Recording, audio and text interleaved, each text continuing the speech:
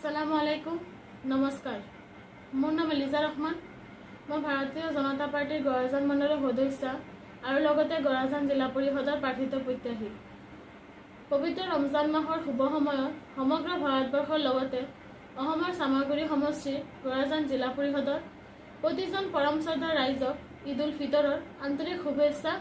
আৰু অভিনন্দন জ্ঞাপন কৰিছো আৰু মোৰ কাৰণে দুৱা আশীৰ্বাদ আৰু সহযোগিতা বিচাৰিছো পবিত্ৰ ঈদে আমাৰ সকলোৰে মাজত শান্তি শৃংখলা আৰু একতাৰ বৃদ্ধি হোক তাৰে কামনা কৰিছো বিভিন্ন ধৰ্মৰ মানুহ আমি সকলোৱে এক হৈ আহক এখন সুস্থ আৰু সবল অসম গঢ়ো একতাক আমি পৰম শক্তি হিচাপে লৈ সংখ্যালঘু সমাজক আমি উন্নয়নত অংশগ্ৰহণ কৰিবলৈ সকলোৱে চৰকাৰৰ পক্ষত তথা ভাৰতীয় জনতা পাৰ্টিৰ শ্ৰদ্ধাৰ মুখ্যমন্ত্ৰী তথা আমাৰ মৰমৰ মামাৰ পক্ষত আমি সকলোৱে মতদান তথা ভোটদান কৰো আহক